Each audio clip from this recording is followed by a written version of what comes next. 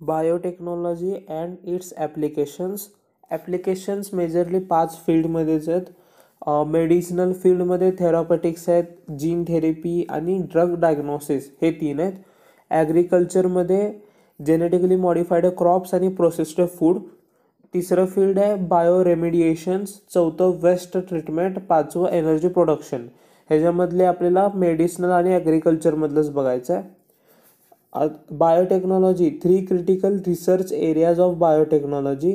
पहिलं, providing the best catalyst in the form of improved organism, usually a microbe or pure enzymes. Second research area आहे ते creating optimum conditions through engineering for catalyst to act. तिसरं, downstream processing technologies to purify protein और organic compound in minimum cost. आता biotechnology in medicinal field. Total 30 therapeutics आहेत which are approved for human use worldwide. आणि त्यातले 12 जे आहेत ते Indian मार्केटमध्ये अवेलेबल आहेत, त्यांना खाली मेन्शन करतो. Mass production of safer and more effective therapeutic drugs is possible due to biotech. They don't induce unwanted immunological responses. आता ह्याच्यामध्ये मेडिसिन्समध्ये थेरापेटिक्समध्ये आपण जेनेटिकली मॉडिफाईड किंवा इंजिनियर्ड इन्सुलिन म्हणजेच ह्युम्युलिनला बघू. हे 5 जुलै 1983ला झालं होतं. आता नेमकं इन्सुलिन काय ते बघू. Insulin is polypeptide hormone. हे प्रोटीन नाही आहे, कारण ह्याचं जे वेट आहे ते 6000 डाल्टनपेक्षा कमी आहे. 10,000 डाल्टन नंतर प्रोटीन असतं. Formed by beta cells of islets of Langerhans which is endocrine part of pancreas. आणि it lowers glucose levels in blood, म्हणजेच हायपोग्लायसेमिक हार्मोन आहे. It is given as treatment to patients of type 2 diabetes mellitus. Never given orally tablets, pills आणि सिरप्समध्ये because it will be degraded in alimentary canal. Earlier times insulin extracted from pancreas of slaughtered cattle and pigs, which is animal source किंवा non-human source. Some patients developed allergies and other unwanted reactions to foreign proteins. आणि कॅटल्सला आपण किती म्हणून मारणार. Human gene including mammals for insulin produce pro insulin किंवा immature insulin. हे दिसायला कसं आहे, एक A short peptide A chain आहे 21 अमिनो ॲसिडची, शॉर्ट पेप्टाईड बी चेन आहे 30 अमिनो ॲसिड्सची. ए आणि B chains are bonded by 2 disulphide bonds आणि ए चेनमध्ये आतल्या आतच इंटर डायसल्फाईड बॉन्ड आहे. आता हे ए आणि बी जे चेन्स आहेत ते short peptide of C chain किंवा एक्स्ट्रा स्ट्रेच ऑफ सी चेननी बॉन्डेड आहे, जे 31 किंवा 33 अमिनो ॲसिड्सचं बनलेलं आहे.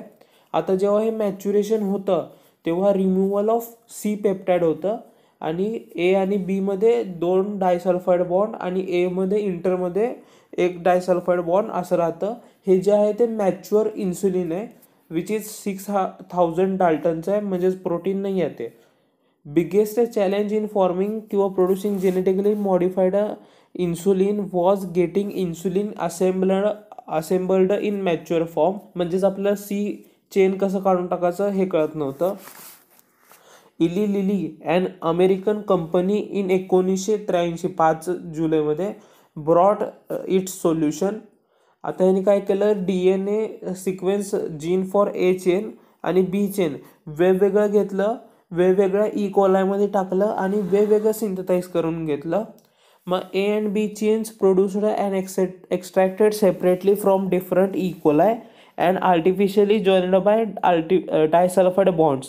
ह्याच्यामुळं मग आता इन्सुलिन म्हणजे जेनेटिकली मॉडिफाईड इन्सुलिन फॉर्म झालं विच इज फंक्शनल. ह्याच्यामध्ये डिझायर्ड जीन होतं ते gene for A and B polypeptides. Vector use केलं होतं ते प्लाझमिड यूज केलं होतं कारण बॅक्टेरिया कोलाय. आणि होस्ट जेनेटिकली मॉडिफाईड ऑर्गॅनिझम म्हणजेच ट्रान्सजेनिक ऑर्गॅनिझम कोलाय बॅक्टेरिया होतं. आता सेकंड मेडिकल फील्डमध्ये जे आहे ते gene therapy. Correction of defective gene diagnosed in a child किंवा एम्ब्रिओ ह्याला जीन थेरपी म्हणतात. It involves delivery of normal gene in individual किंवा embryo to take over and compensate for non functional jeans.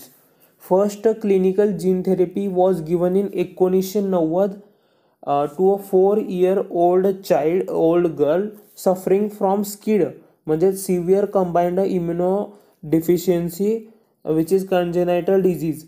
ह्याच्यामध्ये defective ADA gene होती, adenosine deaminase. Deletion in ADA gene झालं, तर त्यामुळं ADA gene in lymphocytes produce ADA enzyme which is crucial for immune system functioning. आता treatment modalities for SCID ADA gene are 3 आहेत. पहिल्यांदा enzyme replacement therapy, म्हणजेच functional ADA enzyme आहे ते continuously इंजेक्शनच्या मार्फत दिलं जातं, म्हणजे काय ठराविक पिरियड 1-2 दिवसाच्या पिरियडला. दुसरं आहे bone marrow transplantation. Bone marrow is origin of all blood cells, त्यामुळं ह्याला यूज केलं जातं. पण हे जास्त काळासाठी नाही आहे, एका ठराविक टायमिंग नंतर ह्याला परत एकदा बोन मॅरो ट्रान्सप्लांटेशन करावं लागतं. तिसरं आहे जीन थेरपीवालं. Lymphocytes from patients bloods are taken out ते डिफेक्टिव्ह ADA जीन बाहेर काढलं. Then lymphocytes are grown in culture medium outside body, आणि त्यामध्ये a functional ADA cDNA using a retroviral vector is introduced into lymphocytes. Now these genetically engineered lymphocytes returned back to patient. आता ह्याच्यामध्ये problem काय आहे की lymphocytes जे आहेत ते इमॉर्टल नाही आहेत, त्यामुळे ह्यांना सारखं तयार करावं लागणार आहे. म्हणून हे प्रॉपर ह्याचं ट्रीटमेंट नाही आहे. मग प्रॉपर ट्रीटमेंट काय आहे की bone marrow if gene therapy given at early embryonic stage when totipotent stem cells are present.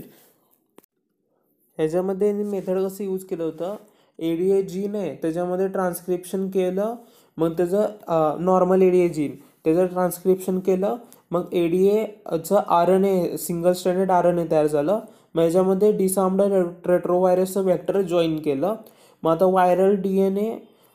Viral DNAचं reverse transcription झालं तर ADA cDNA तयार झाला, म्हणजेच cDNA म्हणजे complementary DNA.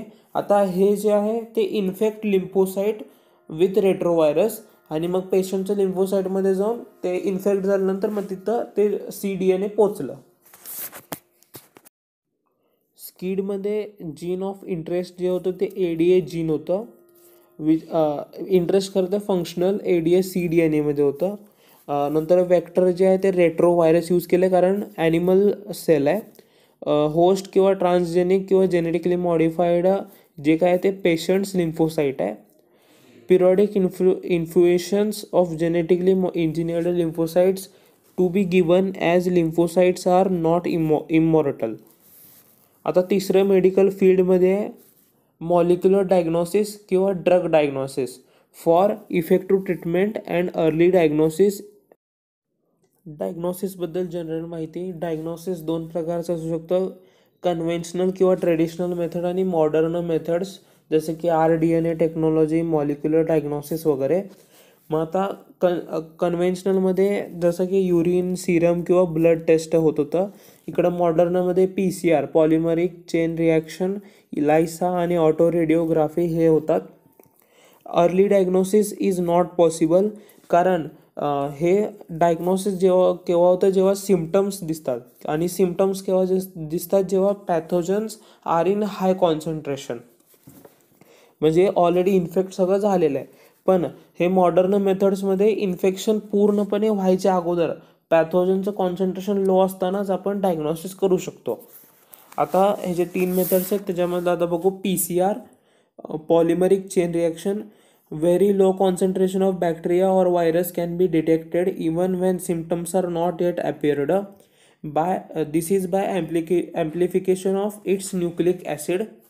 It is mainly used to detect HIV suspected AIDS patients, detect mutations in genes of suspected cancer patients, and detect many other genetic disorders. Second method है autoradiography. Autoradiography ते mutated genes suspect करण्यासाठी use केलं जातं. मग आता एक single stranded DNA किंवा RNA complementary to normal gene हे घेतलं जातं आणि ह्यालाच प्रोब म्हणतात, which is tagged with radioactive molecule. आता ह्याला आतमध्ये बिकरमध्ये टाकलं आणि मग आता माणसाकडून जीन घेतलं, मग ते एकतर नॉर्मल असू शकतं किंवा म्युटेटेड असू शकतं. मग नॉर्मल जीन जे आहे त्याला जर आपण आत टाकलं तर ते कॉम्प्लिमेंटरी असल्यामुळे हायड्रोजन बॉन्ड्स तयार करतं आणि मग फोटोग्राफिक फिल्मवर ॲपिअर होतं. आणि तेच जर म्युटेटेड जीन जर आत टाकलं तर ते कॉम्प्लिमेंटरी नसल्यामुळं हायड्रोजन बॉन्ड तयार होत नाहीत आणि हे फोटोग्राफिक फिल्मवर ॲपिअर होत नाहीत. Mutated gene don't appear on photographic film, म्हणजेच एक्सरे टाकतात त्याच्यावर, because probe doesn't have complementary with mutated gene. आता तिसरं मेथड आहे इलायसा, एन्झाईम लिंक्ड इम्युनोसॉर्बंट ॲसे. ह्याला स्क्रीनिंग टेस्ट फॉर एड्स असं पण म्हणतात. इलायसा पण दोन पद्धतीचं आहे, डायरेक्ट आणि इनडायरेक्ट. NCERT मधले आपण डायरेक्ट इलायसा बघू. काय केलं जातं, enzyme linked antibody against HIV जे आहे त्याला ते बिकरमध्ये टाकलं जातं. हे एन्झाईम लिंक्ड आहे, क्रोमोजेनिक सबसेट टाकल्यावर त्याच्यामध्ये ब्लू कलर येतं. आता पेशंट ब्लडमध्ये जर HIV इन्फेक्शन असेल तर HIV अँटीजन असणार आहे, विच इज ग्लायकोप्रोटीन अँटीजन. मग ह्याला जर आतमध्ये टाकलं तर मग अँटीबॉडी आणि अँटीजन ह्यांचं इंटरॅक्शन होतं आणि मग ह्याच्यामध्ये वरनं क्रोमोजेनिक सबस्टंट ॲड केला तर मग तिथं ब्लू कलर दिसतं. If antigen present in blood, blue colour appears. The more intense is blue colour, the more is the titre of pathogens. मग हे जेव्हा ब्लू कलर ॲपियर होतं तेव्हा इलायसा किंवा HIV पॉझिटिव्ह असं म्हणतात. If no antigen then no blue colour is form, no blue colour appeared. मग याला इलायसा किंवा HIV निगेटिव्ह म्हणतात. ह्याच्यामध्ये प्रिन्सिपल काय यूज केलं इलायसामध्ये, antigen antibody interaction, diagnosis made by detecting antigen and synthesised against pathogen.